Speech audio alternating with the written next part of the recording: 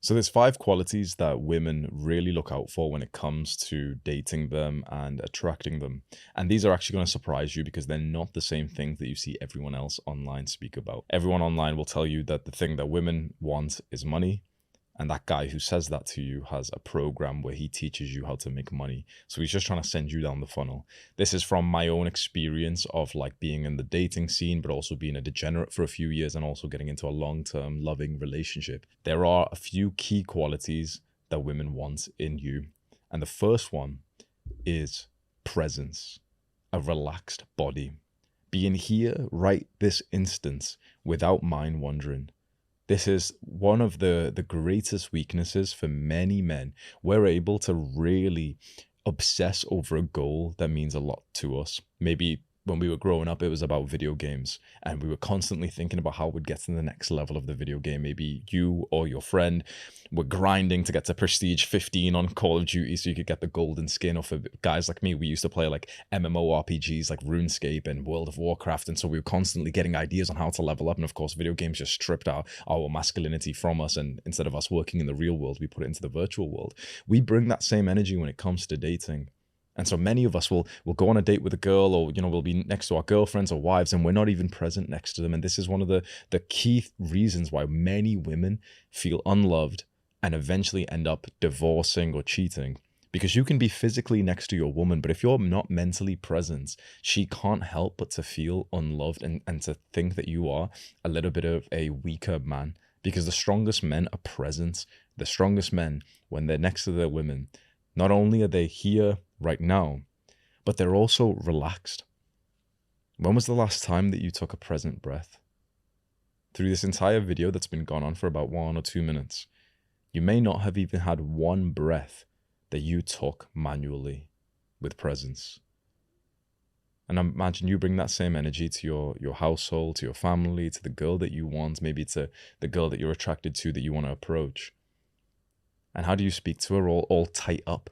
Like if you imagine you cold approaching right now, let's say, okay, we've put you in the gym and there's a gym girl over there training glutes and you're going to go and approach her. What's going to happen to your body? It's not something you've ever thought of. You've always been thinking, okay, what's the words I'm going to say?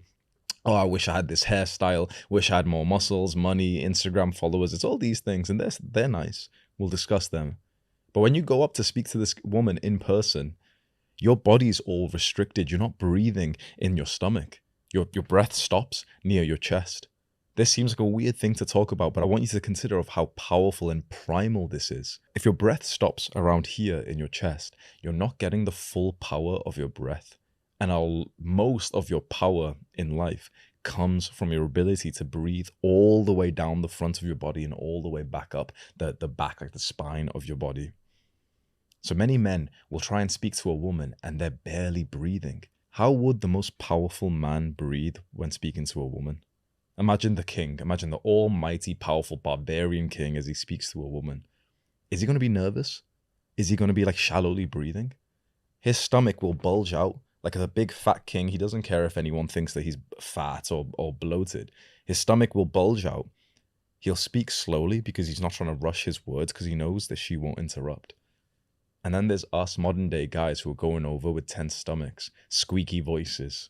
When you have that physical symptom of discomfort, of agitation, of like restraints, you appear lower status to the woman. It's a primal metric for her to look at.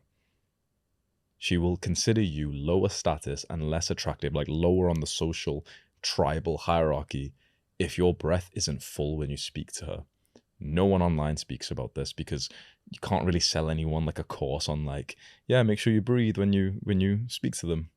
Well, you couldn't before, but this is why I've created my course, Adonis Method, teaching things like this primal scientific ways to attract women. The second quality that women look out for, and many of them won't actually agree with this, but it's absolutely the case, and many guys who are good at attracting women know this, it's social proof, specifically pre-selection. Many women subconsciously look to see if you have other attractive, high-status women around you. This is why many guys who are very good at attracting women, many like high-level intellectual chads, they'll post the subtle picture on Instagram where they've got like hot girls around them. What they're actually showing is to other women, look, I've already got girls around me, see, and they like me, so they know that I'm normal, that I'm not weird, and I'm high status. The easiest way to attract a woman is you walk into that environment and you already have beautiful women on your arm. You'll see this all the time with high-level parties, celebrities. They'll like that Chad guy always comes in with beautiful women on his arm, not because he actually likes them, but because he wants to attract more women inside of this environment. The third quality, and again, one that many women won't actually consciously tell you that they're looking for, but they are very heavily attracted to, is modern day status, specifically followers. Many women will not say this, but if you have a lot of followers, subscribers, you will trigger, again, that primal attraction in her where she sees you very high up in the social hierarchy. In fact, the greatest improvement that I've ever gotten to like my sort of dating life and ability to attract women wasn't improving my looks. It wasn't even making a lot of money. It was actually the status that came with growing as a YouTuber and then funneling people to my Instagram.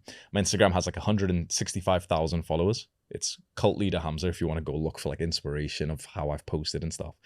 That has been the only way where women have actually made it very easy for me to get with them. So before this, like when I improved my looks, I could get more matches on Tinder and maybe some girls were showing a little bit of interest, but I still had to do a lot of work.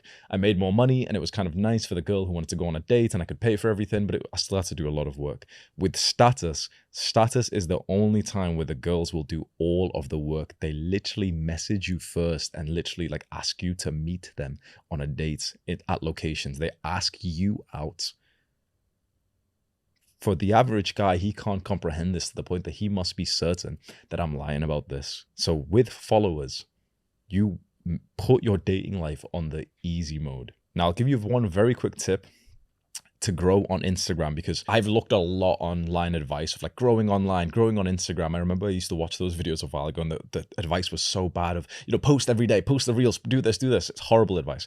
Instagram is not a place that you should be focused on growing organically. I believe Instagram is the place that you funnel people to from a platform like YouTube or TikTok.